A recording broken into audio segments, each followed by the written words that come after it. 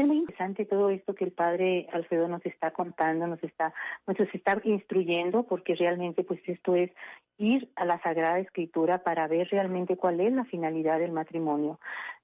Todas las parejas, los jóvenes que piden este sacramento, deberían también de formarse en este aspecto. Porque, padre, pues como comentábamos precisamente ahorita cómo se ha dado esa lucha entre la cultura de la vida y de la muerte, porque pues ya la mayoría de las parejas jóvenes ya no quieren tener hijos, padre. Bueno, lo mínimo. Sí, 1, 2 y ya. Es impresionante cómo nuestros niños de preescolar ya tienen en su mente cuántos niños van a tener, 2 o 3. Sí. Entonces, bueno, si ya desde pequeñitos están siendo educados en esa familia pequeña, bueno, que no se diga los jóvenes, que muchos ya no quieren tener pues ese compromiso de paternidad. Por eso en el rito matrimonial, vuelvo yo a recordar a los matrimonios, se les preguntó, ¿están dispuestos a recibir de Dios responsable y amorosamente los hijos y educarlos según la ley de Cristo y de su iglesia? Y la respuesta era sí, estoy dispuesto, sí estoy dispuesto. Cuando se habla aquí sobre la procreación de los hijos, no debe entenderse como muchos hijos, sino lo que Dios permita en cuanto al don de la vida florecer. Porque habrá ciertamente muchas situaciones pues complicadas, y sobre ello hay tantos hermanos heroicos o mártires que han defendido la vida en el vientre materno. O preferible morir y que nazca su hijo. Claro, aquí el principio es defender o rescatar las dos vidas, pero a veces esa mamá que tanto ama a sus hijos prefiere que él viva. Pero en fin, aquí la cuestión de fondo es precisamente este amor de Dios que no se conoce, y eso es lo triste, porque entonces no vamos a amar a los demás, sino vamos a amarnos a nosotros mismos. Eso se llama egoísmo, y un egoísmo que se ha hecho como muy concentrado a nivel mundial. Entonces esta caridad, este salir de sí mismo es nuestro propio sufrimiento, porque uno ve cuando se acerca a los demás y ve estas actitudes egoístas. Por eso es iluminar con el Evangelio, que conozcan la palabra de Dios, para que abran su mente y su corazón al don de la vida, y valorar, porque también ya en los niños o en los jóvenes, pues tenemos que continuar con esa formación, esa educación en valores, ese acompañamiento cercano, constante, que no sea la buena de Dios, a ver qué hay con este niño, este joven, sino que vayamos conduciéndolo. Ya si el día de mañana el joven decide hacer su vida fuera de los principios en que fue educado, ya no será nuestra responsabilidad. Pero pienso que mucho de esta responsabilidad nuestra, o como padres de familia, sí ha fallado. Porque quien ha recibido unos principios humanos, cristianos, evangélicos, eso no se olvida. Y a lo mejor algún joven o alguna persona puede descarriarse, pero luego vuelve a ese amor de Dios, a ese amor de la familia, de los padres. Pero quien no tiene eso está perdido. Y es ahí lo que el plan de Dios no se cumple, que todos los hombres se salven y lleguen al conocimiento de la verdad, que lleguen a conocer el amor de Dios. Por eso que es importante dentro de cada comunidad parroquial o comunidad cristiana se tenga esta atención de los matrimonios y sobre todo jóvenes. Ahí donde el sacerdote tiene que hacer presencia y a lo mejor por ahí alguna palabra de aliento, de consuelo, donde los mismos matrimonios cristianos tienen que compartir ese caminar de su vida en la fe, dentro de los problemas de la familia. Habrá mucho que decir todavía, pero bueno, Dios nos preste tiempo para continuar. Así es, padre. Hay una frase que me gusta mucho porque en realidad cuando nuestros hijos están pequeños, pues quisiéramos que ya crecieran, ¿verdad? Que ya se independizaran, que ya fueran autosuficientes para muchas cosas. Pero una vez que nuestros hijos crecen y vemos cómo los va envolviendo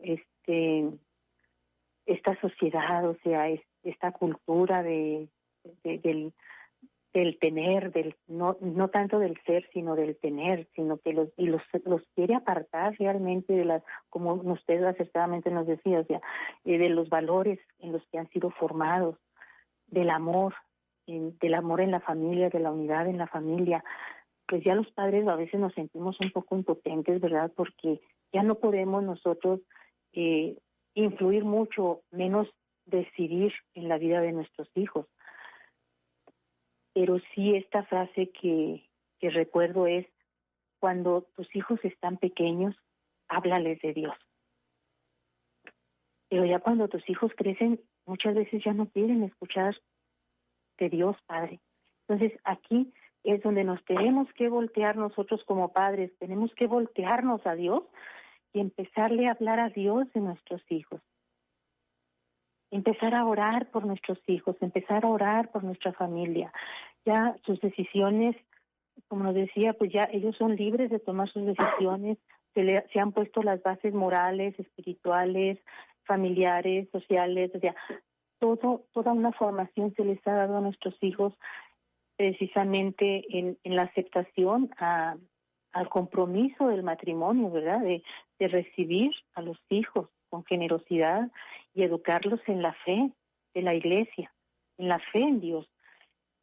Y pues, sobre todo en las escuelas ahorita como que les están arrancando esa fe, como que les están haciendo creer en corrientes filosóficas que lejos de acercarlos a Dios, pues los alejan de Dios y de la familia, Padre.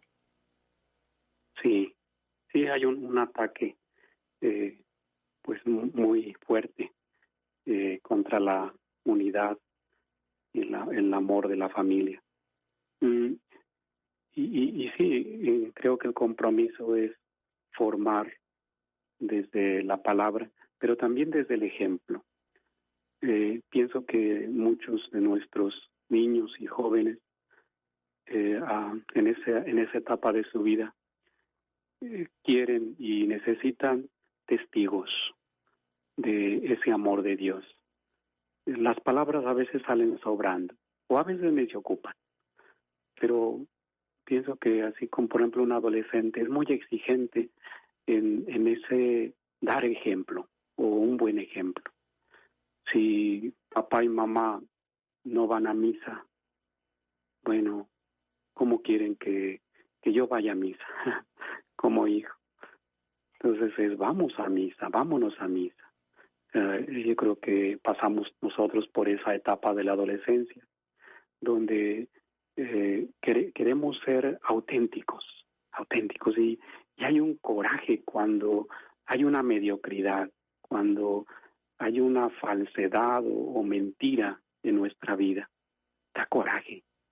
Por eso esa rebeldía de nuestros jóvenes o de nuestros adolescentes. Por eso allí se ocupan testigos. Y no sé si pueda decir algo sobre los medios como para crecer como buenos cristianos, al menos intentar. ¿Sí, Lolita? Sí, Padre. ¿Sí? ¿Puedo continuar? Sí. Ok. Bueno, lo primero sería que nos unamos a Dios. Yo sé que ya creemos en Dios, pero Lo importante aquí es la oración. De manera personal, y si hablamos del matrimonio, como esposos, que juntos recen, a lo mejor por sus hijos, a lo mejor por las situaciones que estamos pasando, pero que juntos se enseñen a rezar y a pedirle al Señor sabiduría, así como pedía el rey Salomón, para poder discernir sobre las cuestiones de la vida. El rey no pidió otra cosa más que la sabiduría. Y claro, nosotros necesitamos de esa luz divina como para poder entender y orientar tantas cosas que hay en nuestra vida. Acercarse a la iglesia. A veces tenemos como este alejamiento de muchos. Ahora, pues, por la pandemia, que aunque son pocos los que deben ir a misa, en realidad no llegamos ni al límite que nos han propuesto, es decir, 50 personas, pues no, ni siquiera llega a la mitad. Pero en esto me refiero yo a dar importancia a los sacramentos, de modo especial la reconciliación y la comunión. En el caso de, a lo mejor de los de las cónyuges que no tienen este sacramento, pues el pedirle por su parte perdón a Dios, el orar, el tener en cuenta las obras de caridad, nos dicen los papas, y ese acompañamiento también de la iglesia y pedir por ellos. Acercarse al sacerdote. A veces uno como que no tiene ese sentido en su ministerio, precisamente porque hace falta acercarse a las familias. Y las familias necesitan del sacerdote. Es un complemento. Así como los esposos son un complemento en su amor, también en la vida cristiana se ocupa de tener presente al sacerdote, su consejo. Y qué hermoso sería una dirección espiritual. Pero bueno, a veces por el tiempo, pero bueno, ahora tenemos tantos medios como es el teléfono. Creo que ahí se pueden dar algunas palabras de consuelo, de orientación, de consejo. Acercarse a los demás, especialmente a otros matrimonios, para compartir la experiencia de su vida cristiana, sus esfuerzos, sus retos. Me acuerdo haber ido o acompañado a los grupos de MFC, Movimiento Familia Cristiano, y por ahí alguien pedía algún consejo delante de todos dentro de su vida matrimonial o familiar, y yo ya estaba listo para dar una respuesta. Sin embargo, se me adelantaron otros matrimonios para dar una respuesta, y yo decía, bueno, yo tengo mi respuesta desde como sacerdote, desde ministro, desde la palabra de Dios, pero ellos tienen otra respuesta desde la vida, desde su estado de vida, y eso es válido, eso es una riqueza. Entonces también sería abrirse a los demás, que hay mucho que compartir, que ayudar, y es hermoso cuando los matrimonios se alientan unos a otros. Sí, padre, y de veras esta riqueza que tenemos en la iglesia necesitamos compartirla, pero padre, el tiempo se nos termina. Esperamos sí, que no sea el primero ni sea el último, padre. Lo quiero comprometer para que nos siga instruyendo de veras, de una forma tan sencilla y tan clara, y realmente yendo desde la raíz, desde el fundamento de nuestra fe. Y ahí es donde nosotros debemos regresar al primer amor. Bueno, sí. Teresita, pues muchas gracias a nuestras compañeras telefonistas, gracias a todos ustedes, radioescuchas que han estado con nosotros, acompañándonos en este programa, y recordemos, no perdamos la fe, debemos aprender a sonreír, debemos aprender a acercarnos a los demás desde nuestra situación de vida. Que Dios los bendiga. Lolita, ¿puedo dar la bendición? Claro, padre. Sí, Señor, esté con ustedes. La bendición de Dios Todopoderoso, Padre, Hijo y Espíritu Santo descienda sobre ustedes y permanezca para siempre. Amén. Muchas gracias. Hasta luego. Hasta luego, Dios te andada.